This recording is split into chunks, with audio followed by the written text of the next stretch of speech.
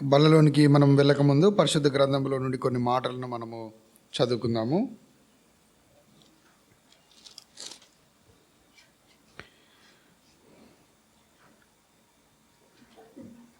మొదటి యోహాను రాసిన మొదటి పత్రిక 3వ అధ్యాయము 1 నుండి 11 మార్చి చదువుకుందాం. మొదటిగా నేను చదువుతాను. యోహాను రాసిన మొదటి పత్రిక 3వ అధ్యాయము 1 నుండి 11 మార్చి చదువుకుందాము. మొదటిగా నేను చదువుతాను. మొదటి వచనము: మనము దేవుని పిల్లలమని పిలువబడినట్లు తండ్రి మనకెట్టి ప్రేమను అనుగ్రహించిన చూడుడి. మనము దేవుని పిల్లలమే, ఈ హేతువు చేత లోకము మనలను ఎరగదు, ఏలయనగా అది ఆయనను ఎరగలేదు. మనము దేవుని పిల్లలమని ఉన్నాము కనుక ఇంకా ఏమవుదామో ఇంకా ప్రత్యక్షపరచబడలేదు, కానీ ప్రత్యక్షమైనప్పుడు ఆయన ఉన్నట్టుగానే ఆయనను చూద్దామని ఎరుగుదుము. 3వ వచనం: ఆయన యందు ఈ నిరీక్షణ పెట్టుకున్న ప్రతి వాడును ఆయన పవిత్రుడై ఉండునట్లుగా తను పవిత్రునిగా చేసుకొనును. పాపము చేయి ప్రతి వాడును ఆజ్ఞ అతిక్రమించి పాపములను తీసివేయుటకై ఆయన ప్రత్యక్షమాయనని మీకు తెలియను. ఆయన యందు పాపమేమీ లేదు. ఆయన యందు నిలిచియుండువాడెవడును పాపము చేయడు, పాపము చేయవాడెవడును ఎందుకు ఎరుగడు. చిన్నపిల్లలారా, ఎవరిని మిమ్మల్ని మోసపరచనీయకుడి. ఆయన నీతిమంతుడై ఉన్నట్టు నీతిని జరిగించు ప్రతి వాడును నీతిమంతుడు. అపవాది మొదటి నుండి పాపము చేయవాడు గనుక వాడు అపవాది సంపదని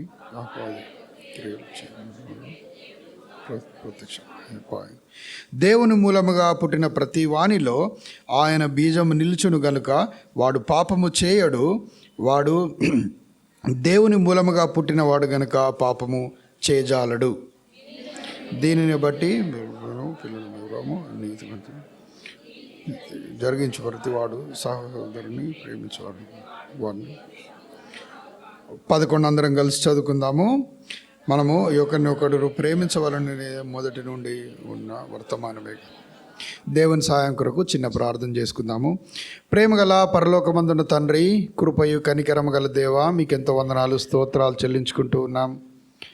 ఈ యొక్క మధ్యాహ్న కాల సమయమున ప్రభా, మరి బలలో చేయవేయగలుగుటకు ప్రభా, మరి మీరు మా ముందుంచినటువంటి వాక్య భాగాన్ని బట్టి మీకెంతో వందనాలు, స్తోత్రాలు చెల్లించుకుంటూ ఉన్నాం.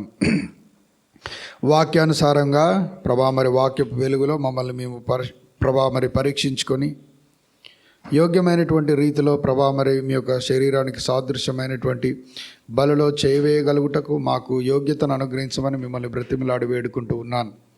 మా యొక్క హృదయాలను ప్రభా మరి మీకు అప్పచెప్పుకొనుచుండగా మీరే పరీక్షించండి, పరిశోధించండి ప్రభా, మరి పవిత్రపరిచి ప్రభా మరి మీ యొక్క రాకడ కొరకై సిద్ధపాటు కలిగి ఉండగలుగుటకు మీరే సహాయం చేయమని మిమ్మల్ని బ్రతిమలాడి వేడుకుంటూ ఉన్నాను. ప్రభా, మరి ఎందరైతే ఆత్మతోనూ సత్యంతోనూ ఆరాధించినారో వారందరిని బట్టి మీకు వందనాలు ప్రభా. మరి నన్ను జ్ఞాపకం ఉంచుకోనండి, అయోగ్యుడను ఎందుకు పనికిరానటువంటి వాడని మీ యొక్క రక్తంతో కడిగి పవిత్రపరిచి మీ శిలువ చాటున మరుగుపరచమని వేడుకుంటూ ఉన్నాం. పరిశుద్ధాత్మ దేవా ప్రభా, మరి మీ యొక్క సహాయాన్ని కోరుకుంటూ ఉన్నాం. మీరు ప్రభా మరి మాట్లాడితేనే తప్ప ప్రభా మరి మేము మార్చబడలేము, ఒప్పించబడలేము కనుక ప్రభా మరి మీరే మాలో లోతైనటువంటి కార్యమును జరిగించమని ప్రభా మరి ఈ యొక్క దీనిని ప్రార్థన విని ఆలకించమని మా ప్రభువును రక్షకుడైనటువంటి యేసుక్రీస్తు నామములో అడిగి బ్రతిమలాడి వేడుకుంటూ ఉన్నాము తండ్రి, ఆమేన్. 2వ వచనము అందరం కలిసి చదువుకుందాము దయచేసి. 2వ వచనము: ప్రియులారా, ఇప్పుడు మనము దేవుని పిల్లలమై ఉన్నామని మనం ఇంకా ఏమవుదామో ఇంకా ప్రత్యక్షపరచబడలేదు, కానీ ఆయన ప్రత్యక్షమైనప్పుడు ఆయన ఉన్నట్టుగానే ఆయనను చూతము గనుక ఆయనను పోలి ఉందమని ఎరుగుదాం. ఈ పత్రిక కనుక మనం గమనిస్తే యోహాను శిష్యుడైనటువంటి యోహాను రాసినటువంటి పత్రిక ఇది విశ్వాసులందరినీ ఉద్దేశించి రాస్తున్నటువంటి పత్రికగా మనం చూడవచ్చు. అయితే మనందరము ఇప్పుడు ఏమని ఆరాధించినాం? మనమందరము ఎవరము? పిల్లలము, అంతే కదా. పిల్లలమని మనం ఏం చేశాము? మనము అంగీకరించాము, అంతేనా? ఆయన పిలిచాడు మనల్ని పిల్లలుగా. మరి ఇప్పుడు మనం ఏమి చేసాము అని అంటే ఆరాధన ద్వారా ఆయనను ఘనపరుస్తూ వచ్చినాం. మనం ఎవరమని? ఆయన పిల్లలమని మనం ఏం చేస్తూ వచ్చాము? ఆయనను ఘనపరుస్తూ వచ్చాం. ఇప్పుడు మనం ముందుంచబడినటువంటి ప్రశ్న ఏమిటి అని అంటే, మరి పిల్లలుగా మనము సాక్ష్యం ఇచ్చినాము, కానీ మరి పిల్లలముగా మన విశ్వాస జీవితంలో జీవిస్తున్నామా లేదా అనేదే ప్రశ్న. ఆయననైతే పిలిచాడు, కానీ మనము ఆయన పిలుపుకు తగినట్టుగా మనము జీవిస్తున్నామా లేదా అని వాక్యపు వెలుగులో మనల్ని మనము సరిచూసుకోవాల్సినటువంటి వారముగా ఉన్నాం. ఇప్పుడు మొదటిగా మనము చూస్తే 2వ వచనంలో, మొదటి వచనం ప్రకారము మనం ఏమై ఉన్నాము? మనము పిల్లలమై ఉన్నాం. ఆ రక్షణ ద్వారా, ఆయన మనకు అనుగ్రహించినటువంటి రక్షణ ద్వారా ఇప్పుడు మనం ఏమయ్యాము? పిల్లలమయ్యాం. ఇప్పుడు రక్షణ అంతము కాదు. రక్షణ విశ్వాస జీవితంలో మొదటి అడుగు. ఇప్పుడు మనము రక్షింపబడినటువంటి తీరును చూస్తే కనుక, కొంతమంది చూస్తే అనుకోకుండా ఎక్కడో వాక్యం విని వారు అప్పటిదప్పుడే వారు ఒప్పించబడి రక్షింపబడతారు, అంతేనా? కొంతమంది జీవితాలలో అది దీర్ఘకాలంగా 1 సంవత్సరం పాటు జరగవచ్చు. కొంతమంది జీవితాలలో క్షణాలలోనే జరగవచ్చు కదా. ఎవరో సడన్గా వారు మీటింగ్కి వెళ్తారు, లేకపోతే దేవుని వాక్యము వింటారు. దేవుడు వారిని ఒప్పించినప్పుడు వారు క్షణాల్లో ఏం చేయబడతారు? రక్షించబడతారు. అయితే ఈ రక్షణ అనేది మొదటి అడుగు మాత్రమే. What is the fullness of salvation? Fullness of salvation అంటే ఏంటి అని అంటే, ఆయన స్వారూప్యములోనికి మార్చబడుట. ఈ మొదటి అడుగు వేశాము విశ్వాసులముగా. ఇప్పుడు మన నెక్స్ట్ స్టెప్ ఏంటి అని అంటే, దినదినము ఆయన రాకడ పర్యంతం వరకు నేనేమవ్వాలి?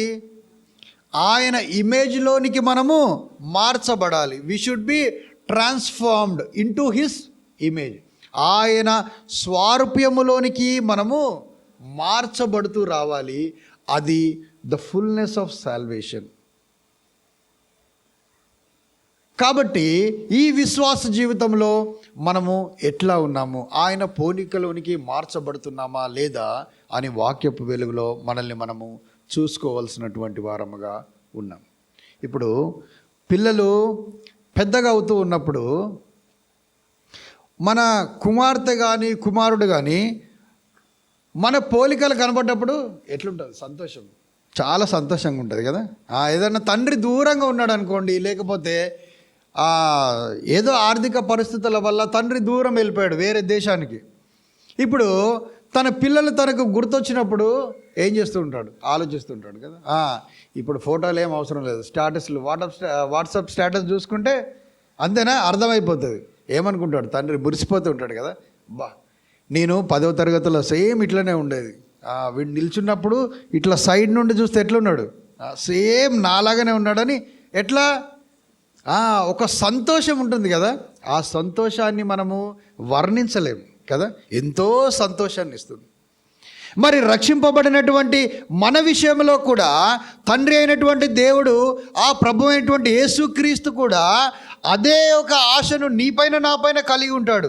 ఇదిగో రక్షింపబడినటువంటి నా కుమార్తె, నా కుమారుడు, ఇదిగో నా ప్రాణం పెట్టి కొన్న నా కుమారుడు, నేను పిల్లలని చేసుకున్నటువంటి నా పిల్లలు నా స్వారూప్యంలోనికి మార్చబడుతున్నారా? ఒకవేళ మార్చబడితే ఆయన నీ విశ్వాస జీవితమును బట్టి, నా విశ్వాస జీవితమును బట్టి ఆయన ఎంతో ఆనందించేవాడుగా ఉన్నాడు. లేకపోతే మన రక్షణకు అర్థమే లేదు. ఒకవేళ ఆయన స్వారూప్యంలోనికి మార్చబడకపోతే మన రక్షణలో అర్థమే లేదు. మనము ఆ యొక్క ఫుల్నెస్ని మనము స్వీకరించలేకపోతున్నాము, దాంట్లోనికి ట్రాన్స్ఫార్మ్ అవ్వలేకపోతూ ఉన్నాము. సాల్వేషన్ యొక్క అంతిమము ఏంటంటే ఆయన వలె మనము మార్చబడాలి. ఇప్పుడు మొదటి వచనం కనుక మనము చూస్తే, మన చివరి అంతిమమైనటువంటి మన ఆశ చూడండి. ఆయన ప్రత్యక్షమైనప్పుడు ఆయన ఉన్నట్లుగానే ఆయనను చూతుము. ఆయనను పోలి ఉండడానికి మనము దినదినము మన విశ్వాస జీవితము మనము జీవించాల్సినటువంటి వారముగా ఉన్నాం. కొన్ని మాటలను ఇప్పుడు మనము చదువుకున్నటువంటి మాటలు కనుక మనము చూస్తే 3 మాటలు చూడొచ్చు. మొదటి భాగములో మనం ఏం చూడొచ్చు అని అంటే పాపమును గురించి మాట్లాడుతున్నాడు. రెండవదిగా నీతిని గురించి మాట్లాడుతున్నాడు. మూడవదిగా చివరిగా 13వ వచనంలో చూస్తే 11వ వచనంలో ప్రేమను గురించి ఆయన మాట్లాడుతూ వస్తున్నాడు. ఒక పదాన్ని మనము చూడవచ్చు.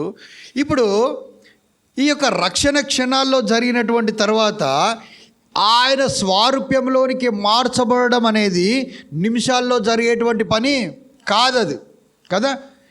దినదినము మనలో పరివర్తన అవుతూ వస్తూ ఉంటుంది. ఎప్పటి వరకు? ఆయన రాకడ పర్యంతం వరకు, లేకపోతే మన ఆత్మ ఆయనను చేరుకునే పర్యంతం వరకు నిత్యము మనలో జరగాల్సినటువంటి పని ఇది. దినదినము ఆయన స్వారూప్యములోనికి మార్చబడుతూ ఉంటే ఆయన పోలికను మనలో చూసుకొని ఆయన మురిసిపోయేటువంటి వాడుగా, ఆయన నిన్ను నన్ను బట్టి ఆయన ఆనందించేవాడుగా ఉంటాడు.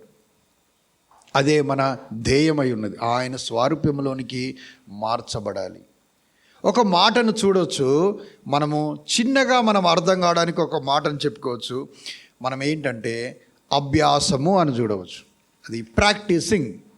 మొదటిగా ఒక మాట మనము చూడొచ్చు. అదేంటంటే ఒకవేళ అపవాది మనలో ఉంటే మనం ఏమి అభ్యసిస్తూ ఉంటాము? పాపమును అభ్యసిస్తూ ఉంటాం.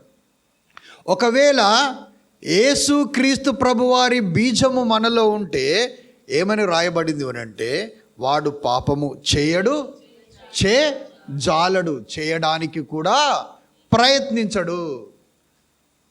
రెండవదిగా ఆ నీతిని గురించి మాట్లాడుతుంది. ఎప్పుడైతే ఆయన బీజము మనలో ఉంటుందో మనం ఏముంటుందంటే దేన్ని అభ్యసిస్తాము అనంటే నీతిని మనము అభ్యసిస్తాం. మూడవదిగా మనము తోటివారి పట్ల ప్రేమను కలిగి ఉంటాం. ఇప్పుడు నీతిని అభ్యసించుట అనంటే ఒక ఉదాహరణ మనము చూడొచ్చు. ఆదికాండము చూడండి, 6వ అధ్యాయము 5వ వచనం. నరుల చెడుతనము భూమి మీద గొప్పదనియు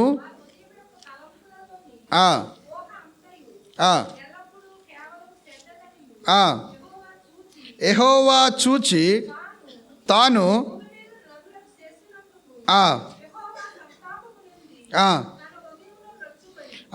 ఇక్కడ ఏం చేస్తున్నాడు అంటే దేవుడు నరులను చేసినందుకు ఆయన సంతాపపడుతూ ఉన్నాడు, బాధపడుతున్నాడు. ఇదిగో నీతిని అనుసరించి జీవించాలని నేను సృష్టించినటువంటి ప్రజలు ఇప్పుడు ఏం చేస్తున్నారు అనంటే వారి ఇష్టానుసారంగా జీవిస్తున్న కారణాన్ని బట్టి ఆయన హృదయం ఏమైంది అనంటే నొప్పించబడింది, ఆయాసపరచబడింది. ఆ ప్రజలలోనే ఒక వ్యక్తిని మనము చూడవచ్చు. ఆయన దేనిని అభ్యసిస్తున్నాడు? 6వ అధ్యాయము 8వ వచనం. అయితే నోవాహు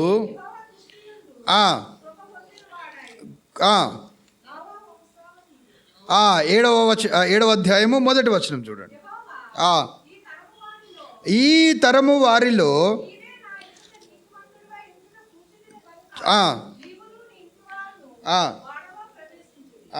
ఇప్పుడు చూస్తే ఆ పాపము మధ్యలోనే ఆయన జీవిస్తూ ఉన్నాడు. ఆయన చుట్టూ ఉన్నటువంటి ప్రజలు చూస్తే దేవునికి ఆయాసకరంగా ఉన్నారు. కానీ ఈ వ్యక్తి మాత్రము వారి మధ్యలోనే ఉంటూ ఆయన దేనిని అభ్యసిస్తూ ఉన్నాడు అనంటే నీతిని అభ్యసిస్తూ ఉన్నాడు. అందుకే దేవుని ద్వారా తాను సాక్ష్యము పొందినాడు. ఈ తరంలో నేను చూసినటువంటి వారిలో నీతిమంతుడు ఎవరైనా ఉన్నారు అనంటే అది నోవాహు, నీవే. ఆయన జీవితం మనకేం నేర్పిస్తుంది అనంటే మనం ఈ పాపపు లోకంలో జీవిస్తున్నప్పటికీ ఆయన ప్రేమ ద్వారా రక్షింపబడినటువంటి నీవు నేను ఆ నీతిని మనము అనుసరించాల్సినటువంటి వారముగా ఉన్నాం. ఇప్పుడు యోసేపు జీవితాన్ని చూస్తే చూడండి, 39వ అధ్యాయము 9వ వచనం. తాను ఎట్లా పాపము నుండి దూరమయ్యాడో చూడండి. పాపము నుండి పారిపోయినటువంటి వాడుగా మనం చూడవచ్చు. నీవు నిన్ను తప్ప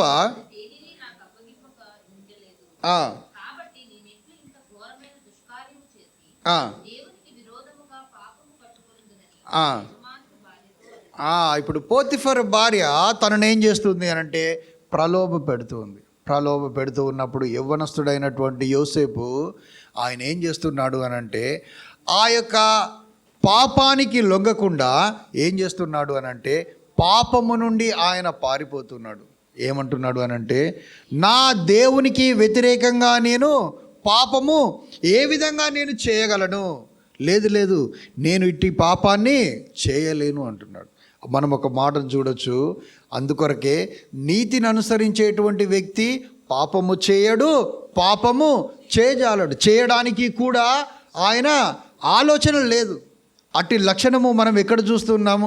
యోసేపులో చూస్తున్నాం. మొదటిగా యోనా చూస్తే ఆయన నీతిని అనుసరించేటువంటి వాడుగా ఉన్నాడు.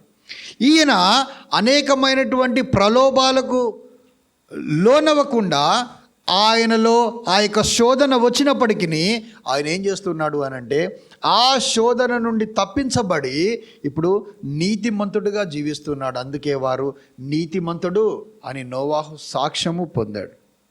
మనము కూడా ఆయన బీజము మనలో ఉన్నటువంటి మనము కూడా ఆ నీతిని అనుసరించాల్సినటువంటి వారముగా ఉన్నాం. అనేక సార్లు మనలో శ్రమలు వస్తూ ఉంటాయి, అనేక సార్లు మనలో కష్టాలు వస్తూ ఉంటాయి, సమాధానం లేని స్థితి మనలో ఉంటుంది. ఇవన్నీ ఏం చేస్తాయి అని అంటే మనల్ని దేవుని నుండి దూరముగా చేసి మనల్ని పాపము చేయడానికి, మనము దేవుని నుండి తప్పిపోవడానికి అవి మనల్ని ప్రలోభ పెడుతూ ఉంటాయి. కానీ ఎప్పుడైతే మనము ఆయన యందు ధైర్యము తెచ్చుకుంటామో అప్పుడు మనం ఆయన యందు బలపరచబడతాం. మనము సార్వత్రిక సంఘ వాగ్దానము చూస్తే దావీదు ఎట్లా బలపరచబడ్డాడు? ఆయనకు ఆపద వచ్చినప్పుడు మనిషిని వైపు చూడలేదు. ఆయనలో 600 మంది సైనికుల్లో 200 మంది వెళ్ళిపోయి 400 ఉన్నప్పటికీ ఇప్పుడు ఆయన నిరుత్సాహపడలేదు, మనిషి తట్టు ఆయన చూడలేదు. కానీ ఆయనే నా బలమని ఆయన వైపు చూడగా ఆయన కోల్పోయినదంతయు ఆయనకు సమకూర్చి ఇచ్చినటువంటి వాడుగా ఉన్నాడు. మనము కూడా యోసేపు వలె ఆ ప్రలోభాలకు మనము లొంగకుండా ఎప్పుడైతే ఆయన యందు బలపరచబడతామో ఆ బీజముకు తగినట్టుగా, ఆయన పిలుపుకు తగినట్టుగా మనము జీవించి దినదినము మనలో ఉన్నటువంటి ఆ యొక్క స్వారూప్యము ఆయనలోనికి మార్చబడుతుంది. ఆయన ప్రత్యక్షమైనప్పుడు ఆయనను చూద్దాము, ఆయన వలె పోలియుందు. ఒకవేళ పాపపు బీజము మనలో ఉంటే ఆయన ప్రత్యక్షమైనప్పుడు ఆయన స్వారూప్యంలోనికి మనము మార్చబడలేము. కాబట్టి ఆ నీతిని మనము అనుసరించాల్సినటువంటి వారముగా ఉన్నాం. రెండవదిగా మనం ఏం చూసాము అని అంటే పాపమును అభ్యసించేటువంటి వ్యక్తిని గురించి మనము మాట్లాడుకుందాం. రెండవదిగా మనము చదువుకున్నటువంటి 11 వచనాలలో రెండవ భాగము దేని గురించి మాట్లాడుతూ వచ్చింది అని అంటే పాపమును గురించి మాట్లాడుతూ వచ్చింది. ఇప్పుడు చూడండి, హోషేయ గ్రంథము 1వ అధ్యాయము 2వ వచనం. దయచేసి యెహోవా ఈ మాట సెలవిచ్చెను, యెహోవాను విసర్జించి నీవు పోయి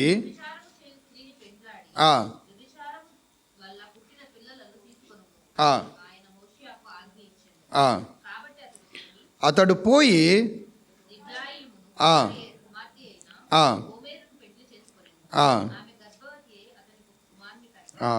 చాలండి. ఇప్పుడు ఇక్కడ మనం ఒక వ్యక్తిని గురించి మనము చూడవచ్చు. ఆ వ్యక్తి పేరు గోమెరు.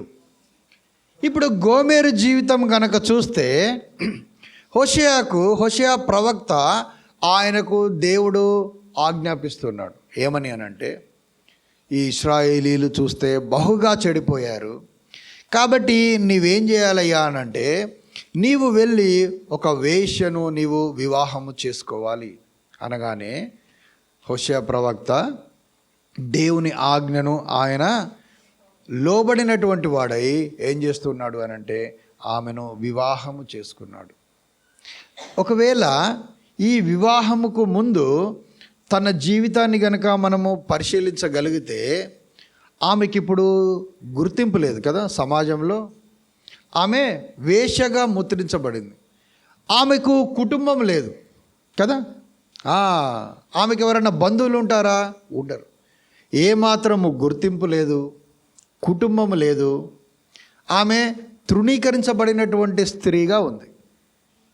ఇప్పుడు అట్లాంటి స్త్రీని దేవుడు ఏం చేస్తున్నాడు అని అంటే హోషేయకు చెప్పి నీవు ఆమెను వివాహము చేసుకోవాలి అన్నాడు. అప్పుడు ఆమెను వివాహము చేసుకొని ఇప్పుడు ఏం చేస్తున్నాడు అని అంటే వారికి పిల్లలు కూడా కలిగినారు. ఒకప్పుడు ఏమాత్రము గుర్తింపు లేదు, ఒకప్పుడు ఏమాత్రము కుటుంబము లేదు, ఒకప్పుడు ఏమాత్రము ఆ యొక్క బంధువర్గం లేరు. ఇప్పుడు ఆయనను వివాహము చేసుకున్నట్టు ద్వారా ఆమెకేం దొరికింది అని అంటే ఒక కుటుంబము దొరికింది.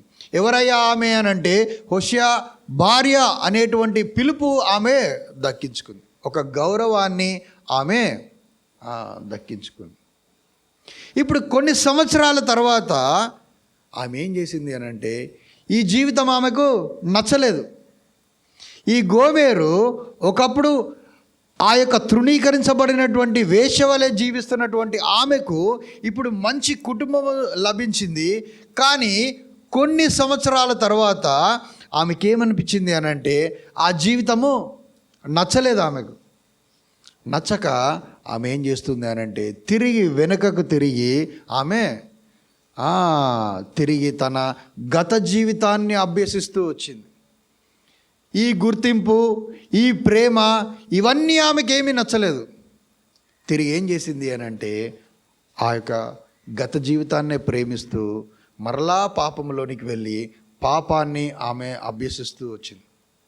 మనం కూడా ఏదైనా శోధన వచ్చిందనుకోండి, అయ్యో నేను 2024 అంతా ఒక్క ఆదివారం కూడా నేను తప్పిపోకుండా చర్చికి వచ్చాను, కానీ నా పరిస్థితి చూస్తే ఆరోగ్యంగా సరిగ్గా లేను, ఆర్థికంగా నా పరిస్థితులు ఏం చక్కబడలేదు, ఏమీ మంచి జరగలేదు. ఏదైనా చెడు జరిగితే చాలు ఏం చేస్తూ ఉంటాము అని అంటే మన కోపాన్నంతా దేవుని మీదనే చూపిస్తూ ఉంటాం.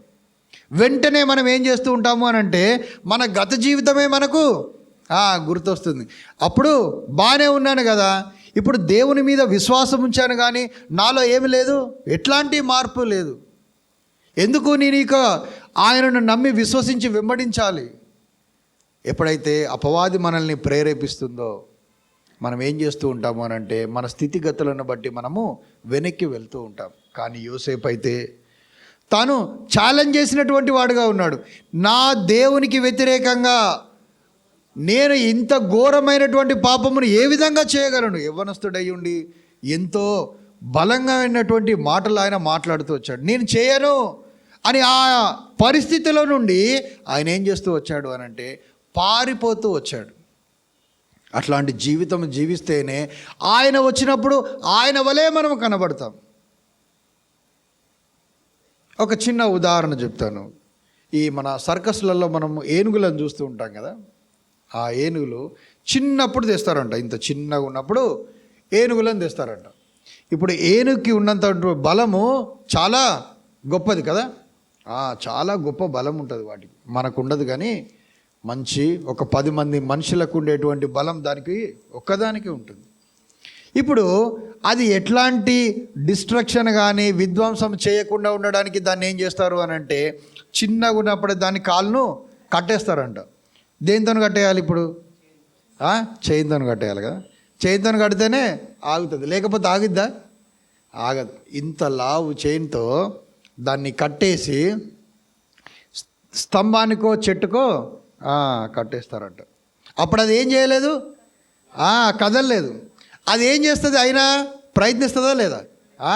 చాలా ప్రయత్నిస్తుంది కదా. ఒక్కొక్కసారి ఏమవుతుంది అంటే ఆ కాలికి కడతారు కదా, కట్టినప్పుడు ఆ ప్రయత్నం చేసే సమయంలో దానికి రక్తం కూడా వస్తుంది, అంతగా ప్రయత్నిస్తుంది. కానీ దానికి ఉన్నటువంటి బలం ఏం కాదు, సరిపోక అదేం చేయలేదు అని అంటే తప్పించుకోలేదు. ఇప్పుడు అది పెద్దగా అయిన తర్వాత ఎట్లా మరి దాని పరిస్థితి? దేంతో కట్టేయాలి? తాడుతో కట్టేయాలి. ఇంకా దేంతో కట్టాలి? ఇప్పుడు చిన్నప్పుడే ప్రయత్నించింది కదా, చిన్నప్పుడు ప్రయత్నిస్తేనే సరే. అప్పుడు అంటే ఆ చైన్ బలానికి దాని బలం సరిపోక అదేం చేయలేకపోయింది, తప్పించుకోలేకపోయింది. ఇప్పుడు పెద్దగా అయింది, మరణానికి సమీపంగా ఉందనుకోండి, అప్పుడు ఎంత బలం ఉంటుంది దానికి? ఒక 10 సంవత్సరాలు అయింది, 5 సంవత్సరాలు అయింది, పెద్దగా అయింది, ఇంకెంత బలం ఉండాలి? ఇప్పుడు మరి ఏం తెచ్చి కట్టేద్దాం చెప్పండి? ఎట్లా కట్టేయాలి? ఒక బ్రదర్ ఏమన్నారంటే, బ్రదర్ మనం తాడుతో కట్టేద్దామన్నారు. బ్రదర్స్ మేమందరం తాడుతో కట్టేస్తున్నాం, మీరేం చెప్పండి సిస్టర్స్? చైన్తో. ఇంకా కట్టకుండా వదిలేస్తే ఉంటుందా? అయితే ఏం చేస్తారంట తెలుసా, మరీ కట్టేయకుండా వదిలేయరు, కానీ సన్న తీగ ఉంటుంది కదా, సన్న తీగతో కట్టేసి దాన్ని వదిలేస్తారంట. చెట్టుకు స్తంభానికి కూడా కట్టరంట. ఎందుకంటే చిన్నప్పుడు అది ఏం చేసిందంటే ప్రయత్నించి ఏమైపోయింది? ఓడిపోయింది అది. ఇప్పుడు దాని మనస్తత్వం ఎట్లా మారిపోయింది? నేను అప్పుడే గెలవలేకపోయాను, ఇప్పుడేం చేయలేను, నేను గెలవలేనని ఆ సన్న తాడుకు ఏమైపోతుంది అని అంటే తనను తాను సమర్పించేసుకుంటుంది. నేను గెలవలేనయ్యా ఇది అని ప్రయత్నించడం ఏం చేస్తుంది? ఆపేస్తుంది. నీకు నాకు ఆయన ఏం చేస్తూ వచ్చాడు అని అంటే, ఆయన శరీరధారిగా, మనం చదువుకున్నాం హెబ్రీలకు రాసిన పత్రికలో, శరీరధారిగా రక్త మాంసములు గలవాడై ఈ లోకానికి వచ్చి నిన్ను నన్ను పాపము నుండి ఆయన విడిపిస్తూ వచ్చాడు. చిన్న శోధన రాగానే అయిపోయింది, ఇంకా అన్నీ వదిలేసి అదే బాగుంది కదా. గోమేర్ ఏం చేసింది? పాత జీవితాన్ని బాగుంది, ఈ ప్రేమ లేనిది, ఈ కుటుంబం ఏంది, ఈ సెంటిమెంట్ లేనిది, ఇదంతా పాత జీవితానికే వెళ్ళిపోయింది. చిన్న శోధన రాగానే, చిన్న వేదన రాగానే విశ్వాస జీవితంలో వెంటనే మనం ఏం చేస్తూ ఉంటాం? ఇది గెలవలేనయ్యా నేను, ఇంకా గెలవలేను నేను అని ఏం చేస్తూ ఉంటాము అనంటే మన ఓటమిని మనము అంగీకరిస్తూ ఉంటాం. అందుకే మనం ఏం చేయలేము అనంటే విజయము సాధించలేకపోతున్నాము, విశ్వాస జీవితంలో మనము కొనసాగించలేకపోతున్నాం. చిన్న బాధకు, వేదనకు, ఏదైనా కష్టం వస్తే చాలు వెంటనే మనం ఏం చేస్తూ ఉంటాము అనంటే తిరిగి లోకం వైపు చూసేటువంటి వారముగా ఉన్నాం. ఒకవేళ ఇట్లా మనము పడిపోతూ వస్తూ ఉంటే జాగ్రత్త, ఒకానొక దినం వస్తుంది మన రక్షణ యొక్క ఫుల్నెస్, దాని యొక్క భావం, అంతిమ జయం ఏమిటి అని అంటే ఆయన స్వారూప్యంలోనికి మార్చబడము. ఇట్లా మనము పదే వెనుకకు తిరిగి లోకంలో పడిపోతూ ఉంటే ఆయన వచ్చినప్పుడు మనకే క్వశ్చన్ ఉంటుంది, నేను ఎవరి స్వారూప్యంలో ఉంటాను? అపవాది స్వారూప్యమా, దేవుని స్వారూప్యమా? ఒక నిశ్చయత లేనటువంటి జీవితము. మనం పిల్లలమని నోటితో ఒప్పుకుంటున్నాము, కానీ మన ప్రవర్తన దినదినము ఆయన స్వారూప్యంలోనికి మనల్ని మార్చుతుందా లేదా? ఒకవేళ మార్చకపోతే మన రక్షణకు అర్థమే లేదు. ఒకప్పుడు ఎట్లా ఉంటుంది, ఎవరైనా చూస్తే అవును ఈయన మార్చబడినటువంటి వ్యక్తి అని క్లియర్గా మనలో ఆ యొక్క మార్పు కనబడాలి. అప్పుడు మాత్రమే ఆయన వలె మనము కనబడతాము. ఒక ఆయన పాట పాడుతూ, మన ఇవి హోసన్న మినిస్ట్రీస్ వాళ్ళ పాటలు ఉంటాయి కదా, వాళ్ళకి పాడుతూ ఉన్నప్పుడు ఆయన ఒక పాట పాడతాడు. యేసుక్రీస్తు ప్రభువు ఆయన ఎవరట అంటే పరివర్తన కేంద్రము అంట. He is a centre of transformation. ఎవరైనా he is a centre of transformation. ఆయన మన ట్రాన్స్ఫార్మర్ అయి ఉండి, if you are not getting transformed in to his image, there is మన రక్షణకు అర్థమే లేదు. మన రక్షణ అంతిమ జయం కాదు, అది మొదటి అడుగు మాత్రమే విశ్వాస జీవితంలో. ఆయన వచ్చినప్పుడు ఆయన స్వారూప్యంలోనికి మార్చబడాలి. విశ్వాస జీవితంలో గమనించండి, ఆయన దినదినము నిన్ను నన్ను చూస్తూ ఉన్నాడు.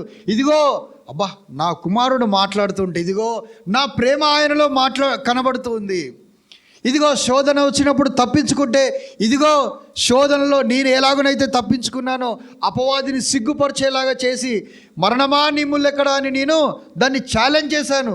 ఇదిగో నా కుమారుడు, నా కుమార్తె కూడా ఆ యొక్క శోధన వచ్చినప్పుడు నా వైపు చూస్తూ ఉంది, నాపై ఆధారపడుతూ ఉంది. ఇదిగో దినదినము చూస్తే నా వలే మార్పు చెందుతుంది. నేను ఇట్లనే ఉండేవాడిని, నా కుమారుడు, నా కుమార్తె అని నీ వైపు నా వైపు ఆయన చూసేవాడుగా ఉన్నాడు. అట్లా జీవిస్తున్నామా? లేకపోతే మనల్ని మనము పరీక్షించుకొని సరిదిద్దుకుందాం. అయ్యా, నీవైతే నన్ను పిల్లలము అని పిలిచావు, కానీ నేను అట్టి యోగ్యత లేనటువంటి వాడును. అనేక సార్లు నేను పడిపోతూ చెడిపోతూ ఆ పిలుపుకు తగినట్టుగా నేను జీవించలేకపోయాను అని అన్నప్పుడు ఆయన సమకూర్చేవాడుగా ఉంటాడు.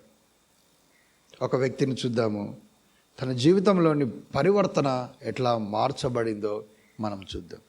చూడండి, నిర్గమాకాండము 2వ అధ్యాయము, నిర్గమాకాండము 2వ అధ్యాయము 11-12 వచనం దయచేసి చదవండి. ఆ దినములలో మోషే పెద్దవాడై చూచెను.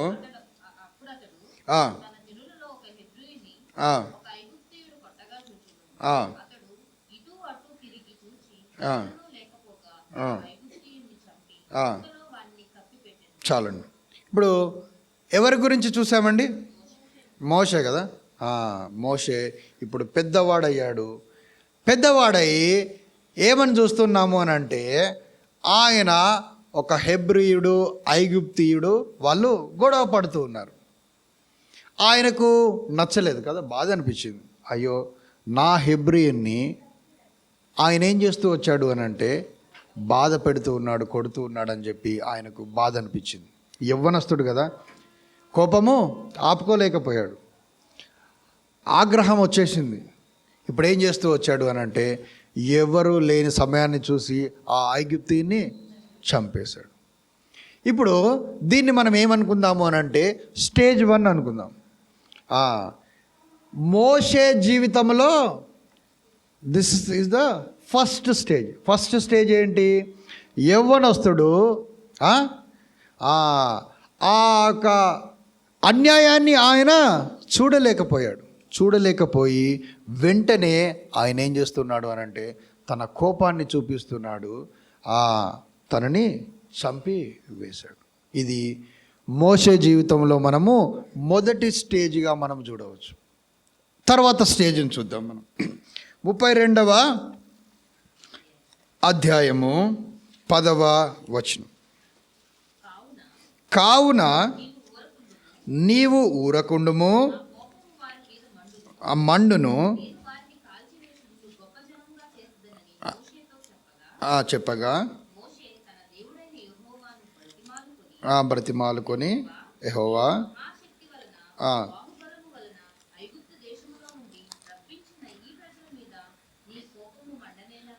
చాలండి. ఇక్కడ చూస్తే మనము దీన్ని 2వ స్టేజ్గా చూద్దాం, ఓకేనా? ఇప్పుడు 2వ స్టేజ్లో ఏమైంది అని అంటే, మోషే దేవునితో ఉన్నాడు. ఇక్కడ అహరోను, ఈ మిగిలిన ఇశ్రాయేలీయులంతా ఏం చేస్తున్నారు అని అంటే, ఈ మోషే పోయి 40 దినములైంది. ఇప్పుడు మనల్ని నడిపించడానికి నాయకుడు లేడు. ఇప్పుడు మనల్ని నడిపించేటువంటి ఎవరైనా కావాలి అని చెప్పి ఏం చేస్తున్నారు అని అంటే ఒక విగ్రహాన్ని చేశారు. వారు దేవుని గొప్ప కార్యాలన్నీ చూశారు కదా, వారు దేవుని పనులన్నీ చూశారు. ఆ సముద్రాన్ని 2 పాయలుగా అవ్వడం చూశారు. ఇంతకుముందు ఎప్పుడు అట్లాంటి అద్భుతాలు చూడలేదు. అదే వారికి మంచి మార్గమైంది, అదే ఐగుప్తీయులకు నరకం అయిపోయింది. వారు దానిలో మరణించారు. అదే మార్గము వీరికి సరళంగా అయింది. అంత అద్భుత కార్యములు వాళ్ళు చూశారు.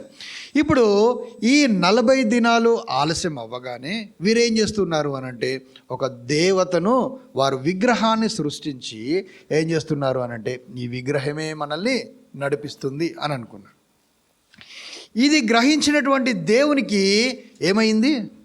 కోపం వచ్చింది కదా, చాలా కోపం వచ్చింది.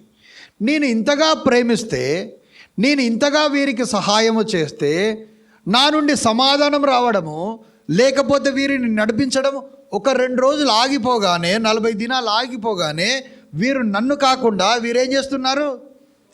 వేరే మార్గాన్ని ఎంచుకున్నారు. కొన్నిసార్లు మనం కూడా దేవుని నుండి మన ప్రార్థనలకు జవాబు రాకపోతే మనం కూడా అనేక సార్లు అట్లనే చేస్తూ ఉంటాం. లేకపోతే దేవుడే మనం ఏం చేస్తూ ఉంటాము అని అంటే లాస్ట్ ఆప్షన్గా పెట్టుకుంటాం కదా. అందరి దగ్గరికి పోయి అందరిని వేడుకొని ఎప్పుడు ఏది కాకపోతే అప్పుడు వస్తాం. లేకపోతే ఒక కాలు దేవుని దగ్గరనే ఉంటుంది, ఇంకొకటి వెంటనే ఆప్షనల్గా పెట్టుకుంటాం, ఎందుకైనా మంచిది, ఇది కాకపోతే వెంటనే వెళ్ళిపోదామని. ఇక్కడ చూస్తే వీళ్ళు ఏం చేశారు అని అంటే విగ్రహాన్ని చేయగానే దేవునికి కోపం వచ్చింది. ఇప్పుడు దేవుడు ఏమంటున్నాడు అని అంటే, ఆయనకు కోపం వస్తే మోషే ఏమంటున్నాడు? కోపపడకండి దేవుడా అని అంటున్నాడు. అంతేనా? తండ్రి మీరు కోపపడకండి. ఇప్పుడు ఇది ఎన్నో స్టేజ్ అనుకున్నాము? సెకండ్ స్టేజ్ కదా. ఫస్ట్ స్టేజ్లో ఎవరికి కోపం వచ్చింది? మోషేకి కోపం వచ్చిందా? సెకండ్ స్టేజ్లో ఎవరికి రావాలి? మోషేకే రావాలి కదా. అంతేనా కాదా? మోషేకే రావాలి. ఒక ఇద్దరు మనుషుల మధ్య విభేదం వస్తేనే ఆయన తట్టుకోలేకపోయాడు కదా. Whom you are cheating now. ఇప్పుడు ఎవరిని నువ్వు ఆయాసపరుస్తూ ఉన్నావు? దేవుణ్ణే నువ్వు ఆయాసపరుస్తున్నావు. ఇప్పుడు దేవుని కంటే ఎక్కువ కోపం ఎవరికి రావాలి? మోషేకే రావాలి కదా. అసలు అనాలి, దేవుడా మీరు ఆగండి, నేను చూసుకుంటా వాళ్ళ పని. ఒక్క 4 రోజులు 40 రోజులు ఆగిపోయింది కదా, ఒక్క 4 రోజులు సమయం ఇస్తే వాళ్ళ సంగతి నేను చూస్తా అనాలి. అంతేనా కాదా? కానీ ఏమంటున్నాడు? కోపగించకండి ప్లీజ్, నన్ను బట్టి దయచేసి. ఆయన అంటున్నాడు, ఈ సమాజం వద్దు, నిన్ను బట్టి నేను గొప్ప జనాంగంగా చేస్తా. వాళ్ళు నా మాట వినలేదు అని అంటే ఈయన ఏమంటున్నాడు అని అంటే, వద్దు ఊరుకోండి కదా. ఇది సెకండ్ స్టేజ్. ఇప్పుడు అదే ఆ యొక్క మోషే జీవితంలో 3వ స్టేజ్ని చూద్దాం. ఏంటి 3వ స్టేజు? 34వ అధ్యాయము 30వ వచనం.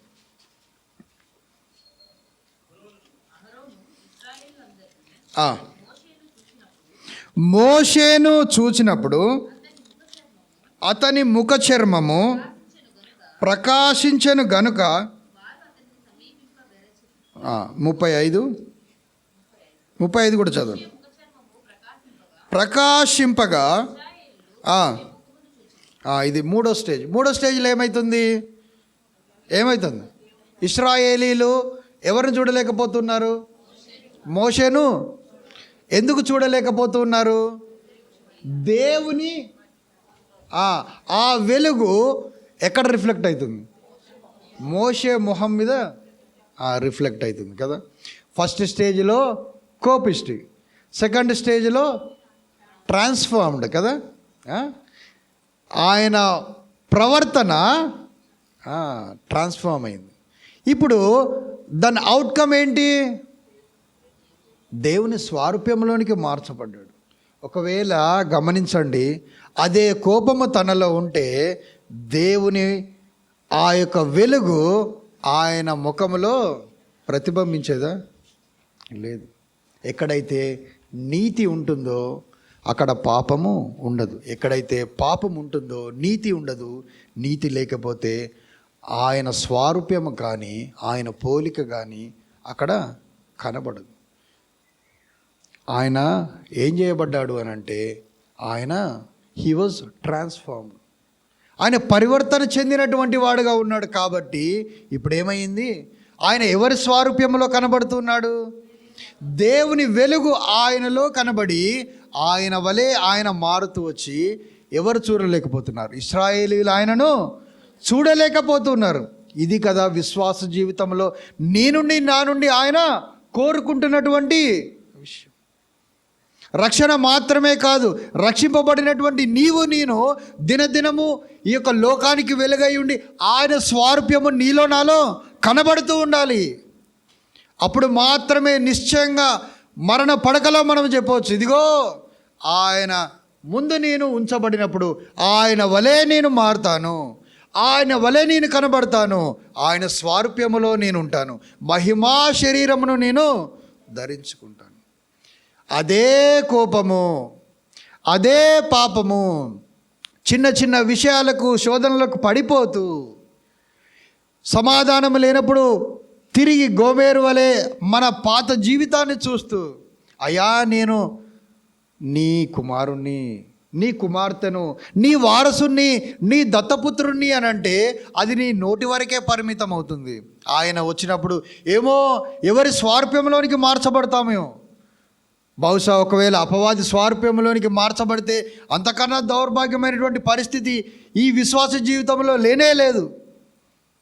అందరు చూసి ఇదిగో ఆదివారం కాగానే బైబిల్ పట్టుకొని పోతున్నారు, ఎంత చక్కగా వెళ్తున్నారు. మన తోటి విశ్వాసులే అనుకోవచ్చు ఎంత నమ్మకంగా ఉంటున్నామని. కానీ ఒకానొక రోజు వస్తుంది, ఆయన వచ్చినప్పుడు ఆయన వల్ల మార్చబడితేనే దీని అంతటికీ ఒక అర్థం ఉంటుంది. అదే కోపము, అదే ద్వేషము, అదే ప్రేమ లేని తత్వము, ఇంకా మనలో ఆ పాత స్వభావము ఉంటే ఎట్లా మనం ఆయన స్వారూప్యములోనికి మార్చబడగలము? ఆ నిశ్చయత ఉందా?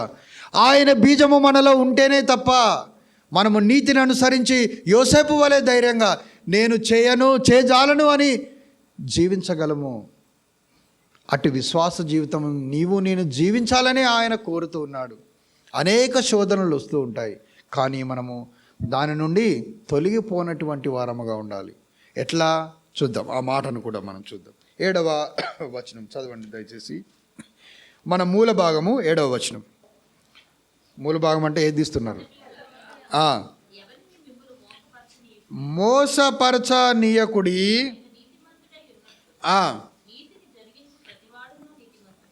ఇప్పుడు మనం ఏం చేయాలి అని అంటే మోసపోకుడి. మనము ఏం చేయాలి? మోసపోకూడదు. మనల్ని శోధనలోనికి గురి చేసే అనేకమైనటువంటి పరిస్థితుల గుండా మనం వెళ్ళాల్సి వస్తుంది.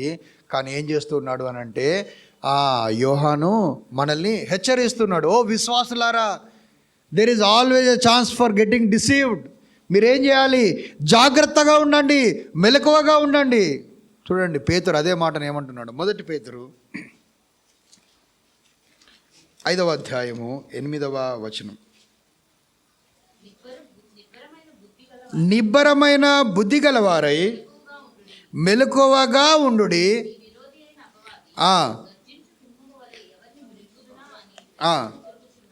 ఏం చేస్తున్నాడంట అపవాది? మనల్ని మింగివేస్తున్నా, నీతిమంతుణ్ణి మింగివేయాలి. మనం ఏం చేయాలి అని అంటే మెలకువగా ఉండాలి. ఈ మాట ఎందుకు పలుకుతున్నాడో తెలుసా? నేను చెప్తాను. ఈ మాట పేతురు ఎందుకు పలుకుతున్నాడో చెప్తాను నేను. ఈ పేతురు రాసిన పత్రికలో ఏమంటున్నాడు? మరొకసారి అందరం ఏమంటున్నాడు? మెలకువగా ఉండుడి అని అంటున్నాడు. ఎందుకు చెప్తున్నాడో ఇప్పుడు మనం చూద్దాం. యేసుక్రీస్తు ప్రభువారు ఆయన సిలువ వేసే సమయంలో ఏం చేస్తున్నాడు అని అంటే పేతురుతో మాట్లాడుతున్నాడు. పేతురుతో మాట్లాడి ఏమంటున్నాడు అంటే, అయ్యా మనం ఏం చేద్దాము అని అంటే వెళ్ళి ప్రార్థన చేద్దాం రా, ప్రార్థన చేద్దాము అని అంటే ముందు ఏమంటాడు అని అంటే, నీవు నా విషయమై నువ్వేం చేస్తావు? బొంకుతావు 3 సార్లు, నేనెవరో తెలియదని నీవు అబద్ధం చెప్తావు అని అన్నప్పుడు ఆయన ఏమన్నాడు? నేను చావడానికైనా సిద్ధము, కానీ అసలు ఆ మాట నేను పలకను. అప్పుడు ఆ మాటకు అప్పటికి మాత్రము ధైర్యంగా చెప్పిండు. అట్లా ఏముండదు ప్రభువా, చూడండి ఆ సమయం వస్తే నేనేం చెప్తాను, వెనకకు తగ్గేది లేదు, నేను అసలు చెప్పేస్తాను, నేను నీ వైపే ఉంటాను అని అన్నాడు. సరే ప్రార్థన చేద్దాం రా అని అంటే ఆయన ఏం చేశాడు అని అంటే, నేను బాగా అలసిపోయి ఉన్నాను, నేను ఏం చేయలేను, ఇప్పుడైతే ప్రార్థన చేయలేను అన్నప్పుడు ఏం చేశాడు అని అంటే యేసుక్రీస్తు ప్రభువారు వెళ్ళి ఆ గెత్సెమనే తోటలో ఆయన ప్రార్థన చేస్తూ ఉన్నాడు. అక్కడ ఒక మాట వ్రాయబడి ఉన్నది, ఆయన చెమట ఎట్లయిందంట? రక్తము వలె చిందించాడు. ప్రార్థనలో ఏం చేస్తూ వచ్చాడు ఆయన? తన చెమటను రక్తము వలె ఆయన చిందిస్తూ వచ్చినటువంటి వాడుగా ఉన్నాడు. ఇప్పుడు వెంటనే యేసుక్రీస్తు ప్రభువారి నోటి నుండి ఒక మాట వచ్చింది, నీ చిత్తమైతే నా నుండి ఈ యొక్క గిన్నెను తొలగి. దాని తర్వాత ఏమంటాడు అని అంటే ఆయనను ఎందుకు అనంటే అక్కడ వెంటనే నేను శోధనలో పడిపోతున్నాను అని యేసుక్రీస్తు ప్రభువారికి అర్థమైంది. ఎందుకో తెలుసా? ఒకవేళ గిన్నె తీసివేస్తే నీకు నాకు రక్షణ లేదు. అది ఉగ్రతా పాత్ర, నీ పాపము నా పాపము ఆయన మిరింగి వేస్తున్నటువంటి పాత్ర. ఆ పాత్రే లేకపోతే నీకు నాకు రక్షణ ఎక్కడిది? నీకు నాకు పిల్లలు అనేటువంటి పిలుపు ఎక్కడిది కదా? వెంటనే అది గ్రహించి ఏమంటున్నాడు, లేదు లేదు, నా చిత్తము కాదు నీ చిత్తమే నెరవేర్చబడాలి. ఇప్పుడు అయిపోయింది. ఆయన ఈ యొక్క శోధన సమయం వచ్చేసరికి పేతురు ఏమంటున్నాడు, ఈ యేసుక్రీస్తు ఎవరో నాకు తెలియదు. ఒకవేళ ఆయన మెలకువగా ఉండి ప్రార్థించి ఉంటే ఆ శోధన నుండి ఆయన తప్పించబడేటువంటి వాడు. అదే పేతురు అదే అనుభవంతో ఇప్పుడు ఉత్తరం రాస్తూ ఏమంటున్నాడు ఆయన, మెలకువగా ఉండండి, నేను అనుభవించాను, ఇది ఏం చేశాను, నేను అనుభవించాను, నేను మెలకువగా లేను కాబట్టి నేనేం చేశాను అనంటే నేను అబద్ధం ఆడాల్సినటువంటి పరిస్థితి వచ్చింది. అందుకే ఆయన అనుభవంతో రాస్తూ ఉన్నాడు. ప్రతి మాట వారు అనుభవపూర్వకంగా రాశారు. మెలకువగా ఉండండి, అపవాదిని ఎప్పటికైనా మృంగివేయవచ్చు, గర్జించు సింహము వలె నీ వైపున. వాళ్ళ టార్గెట్ ఏంటి? అపవాదిది, అవిశ్వాసులు కాదు, నీవు నేనే. మెలకువగా ఉండండి, మెలకువగా ఉండండి, మెలకువగా ఉండి ప్రార్థించండి. యేసుక్రీస్తు ప్రభువారికే ప్రార్థన అవసరమైనప్పుడు నీకు నాకు ఎంత అవసరమై ఉంటుంది. అందుకే మెలకువగా ఉండి ప్రార్థించండి అని అంటున్నాడు. అంటే స్వభావం కలిగి ఉన్నప్పుడు మనం అపవాది నుండి యోసేపు వలె పారిపోగలము. ఇంకా చూడండి, మనము పేతురు రాసినటువంటి మొదటి పత్రికలో, యాకోబు రాసినటువంటి పత్రిక 1వ అధ్యాయము 23వ వచనం, ఎవడైనను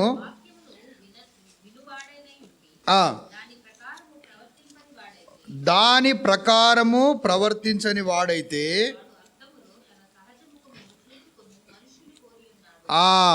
అద్దములో సహజ ముఖమును చూసుకున్నటువంటి మనుషులు.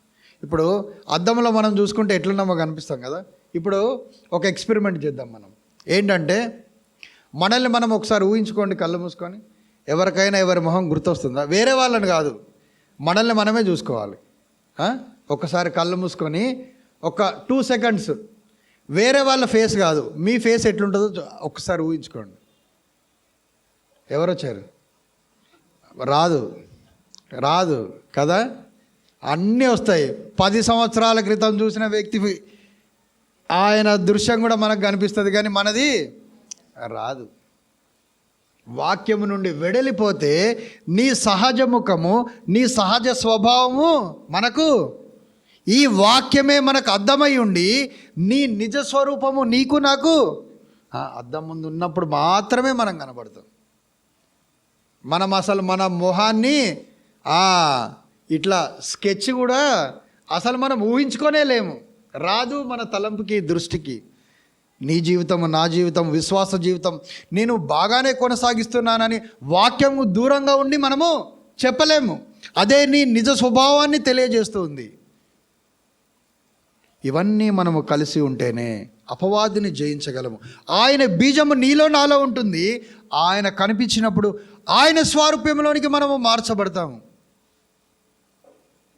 ఆటి జయము కలిగినటువంటి వారమై ఆ జీవితం జీవించే వారముగా ఉండాలి. మనము 2 మాటలను మాట్లాడుకున్నాం. మొదటిగా పాపమును అభ్యసించుట, రెండవదిగా నీతిని అనుసరించుట, అభ్యసించుట. 2 వ్యక్తులను చూసాము, గోమెరును చూసాము. పాపమును అభ్యసిస్తూ తిరిగి పాపపు జీవితాన్ని అభ్యసిస్తూ వచ్చింది. మోషే, నోవాహు మరియు యోసేపు చూస్తే వారు ఏం చేస్తూ వచ్చారు?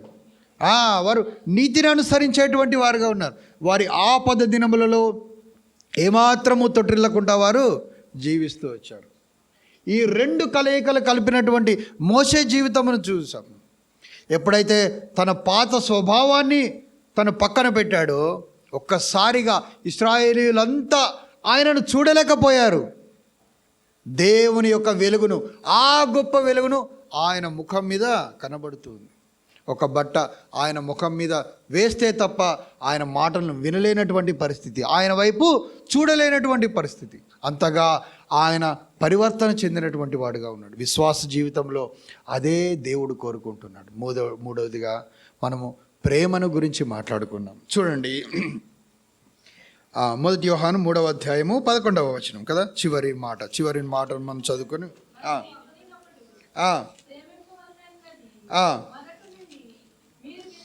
ఇది మొదటిదే. ఇది కొత్తగా వచ్చినటువంటి కమాండ్మెంట్ ఏమి కాదు.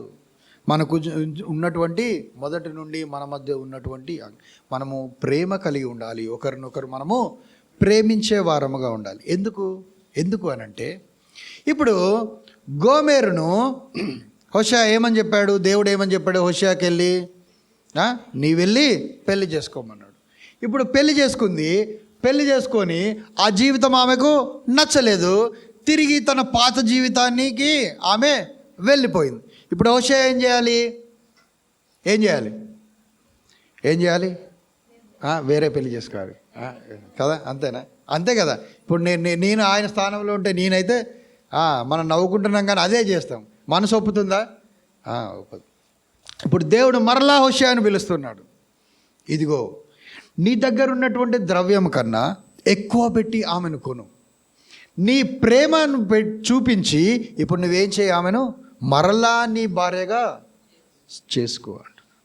వెంటనే ఆయన ఏమాత్రము ఆయన సందేహించకుండా తిరిగి వెళ్ళి ఎక్కువ ద్రవ్యం ఇచ్చి, ఇంతకు ముందు కంటే ఎక్కువ ప్రేమను చూపించి తిరిగి ఆమెను తన జీవితంలోనికి ఆహ్వానించాడు. నేను కూడా అనేక సార్లు పడిపోతూ ఆయన గాయాన్ని రేపుతూ వచ్చినప్పటికీ ఆయన నన్ను ప్రేమిస్తూ ఇదిగో జ్ఞాపకం చేస్తూ ఉన్నాడు. నీవు నా కుమార్తెవు, ఇదిగో రా అని ఆయన ఏం చేస్తూ వచ్చాడు అనంటే, ఆయన ప్రేమ ద్వారా నన్ను ఆయన కొంటూ తృణీకరించలేదు, ఆయన ద్వేషించలేదు, ఇంకా వీరు నాకు వద్దు అని అనలేదు. తిరిగి మనల్ని ఆయన ఏం చేస్తూ ఉన్నాడు అనంటే, నా కుమారుడు, నా ప్రాణము పెట్టి నా రక్తము పెట్టి నేను కొన్నటువంటి నా ప్రజలు, జగత్తు పునాది వేయబడక మునిపే నేను వారిని ఏర్పరచుకున్నాను, నా కుమారులు అని పలికాను. కాబట్టి నేను వారిని ప్రేమిస్తున్నాను.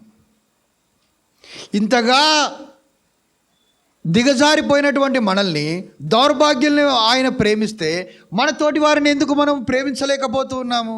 చిన్న ఒక మనస్పర్ధ వస్తే చాలు, ఇంకంతే. మనం ఏం చేస్తాం? ప్రేమ లేదు, ఏం లేదు, వాక్యం లేదు, ఏం లేదు, అయిపోయింది. అంతేనా కాదా? క్షమించమని అడిగినా కూడా అప్పుడప్పుడు అంటాం కదా, ఇంకోసారి నీ ముఖం నాకు చూపెట్టు. మరి క్షమిస్తే అట్లా ఎందుకు అనాలి కదా, అంతేనా కాదా? ఆయనే మనల్ని అంతగా ప్రేమిస్తే మనము మన తోటి వారిని, తోటి విశ్వాసిని, మన ఉద్యోగంలో ఉన్నటువంటి మన తోటి కొలీగ్స్ని కానీ, మన బంధువర్గంలో ఉన్నటువంటి వారిని కానీ ఎందుకు మనము ప్రేమించలేకపోతున్నాం? ఆయన ప్రేమను మనం జ్ఞాపకం చేసుకోవాలి. మనం తోటి వారిని ప్రేమిస్తేనే తప్ప ఆయన ప్రేమ మనలో ప్రతిబింబించదు. చూడండి, ఒక మాటను మనం చూసుకొని ముగిద్దాము.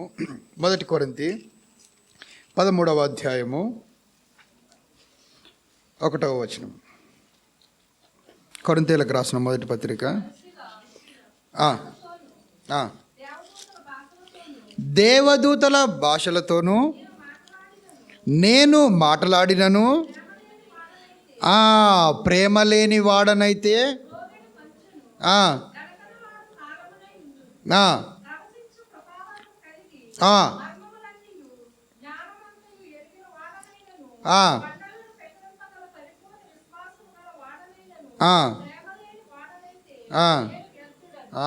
వ్యర్థుడనే. కొన్నిసార్లు మనకు గర్వం వస్తుంది. బైబిల్ అంతా నాకు తెలుసు అండి, ఆది కాండం నుండి ప్రకటన, ఏది అడిగితే చెప్తాను అన్నాం. లేకపోతే నేను ఆ, ఎంత నా సువార్త శక్తి నాలో ఉంది. ఇట్లా మనకు అనేకమైనటువంటి తలాంతులను బట్టి కొన్నిసార్లు గర్వం ఉంటుంది. ఏమంటున్నాడు అని అంటే, కొండలను పెకిలించే విశ్వాసము నీలో ఉన్నప్పటికీ ద వెరీ ఫస్ట్ కమాండ్మెంట్, ప్రేమ నీలో లేకపోతే ఇవన్నీ, మన తోటి వారిని మనం ప్రేమించాల్సినటువంటి వారముగా ఉన్నాం. అప్పుడే ఆయన స్వారూప్యంలోనికి మనము మార్చబడతాం. నా కుమారుడు ఉన్నాడు అనుకోండి, మా ఇంటి పక్క వాళ్ళ ఇంటికి వెళ్ళి ఆడుకుంటూ టీవీ బలగొట్టాడు అనుకోండి, వాళ్ళు వచ్చి ఇంకా తిడతారు, ఎప్పుడు చదవడం ఏంటని మీ బాబు కొడతాడు అని అదోటి ఇదోటి అంటూ ఉంటారు కదా. అప్పుడు నేనేమంటా, వేయండి, ఇంకో రెండు వేయండి, ఇంకో రెండు, నా ఈ రెండు, మీ రెండు, 4 వేయండి అంటామా? అనం కదా. ఎంత అయింది టీవీకి? 10,000, 20,000 ఇస్తా, అంతేనా? ఏం చేస్తాను? 20,000 ఇస్తా, ఒక్క మాట కూడా అనద్దు, వెళ్ళిపోండి అంటామా లేదా? ప్రేమ దోషములను ఏం చేస్తుంది? కప్పేస్తుంది కదా. నా కుమారునిపై ఉన్నటువంటి ప్రేమ ఆ దోషాన్నంతా కప్పివేసి, ఎంత కావాలి, ఒకటి కాకపోతే ఇంకొకటి తీసుకో. అట్లా నీ పట్ల నా పట్ల నీ దోషం ప్రాయశ్చిత్తముగా ఆయన చేయబడ్డాడు. తద్వారా నీకు నాకు రక్షణ కలిగింది. ఇప్పుడు మనం ఆయన స్వారూప్యంలోనికి మార్చబడాలి. మన తోటి వారిని మనం ప్రేమించలేకపోతే ఎట్లా మనం ఆయన స్వారూప్యంలోనికి మార్చబడగలము? కాబట్టి ఈ 3 అంశాలను బట్టి మనల్ని మనం పరీక్షించుకుందాం. ఎట్లా ఉన్నాము, ఎట్లా మనము ఆయన పిలిచినటువంటి పిలుపుకు తగినట్టుగా మనము జీవిస్తున్నామా లేదా? అట్లా జీవించినట్లయితే మనం నిశ్చయంగా చెప్పొచ్చు, ఆయన రాగానే ఇదిగో ఆయన స్వారూప్యంలోనికి నేను మార్చబడతాను. ఒకవేళ లేకపోతే దానంతటి దౌర్భాగ్యం ఇంకా ఏమీ లేదు. ఇదంతా మనము విశ్వాస జీవితం అంతా వ్యర్థమే. ఒకటేసారి ఆయన రాగానే అపవాది స్వారూప్యంలోనికి మార్చబడితే ఎంత దౌర్భాగ్యము. ఇందుకు కాదు కదా నిన్ను నన్ను ఆయన ప్రేమించింది. నీవు ప్రేమించకపోయినా ఆయన నిన్ను ప్రేమించినటువంటి వాడుగా ఉన్నాడు. ప్రాయశ్చిత్తముగా చేయబడ్డాడు. జగత్తు పునాది వేయబడక ముందే నిన్ను రక్షించుకున్నాడు. అనేక సార్లు తండ్రి నుండి నీవు వెడలిపోతే దత్తపుత్రునిగా చేసుకున్నాడు నిన్ను. ఇవన్నీ మనం గమనించినటువంటి వారమై ఆయన రాకడ కొరకై దినదినము ఆయన స్వారూప్యంలోనికి మార్చబడేవారుగా ఉండాలి. కాబట్టి మనల్ని మనం పరీక్షించుకుందాం.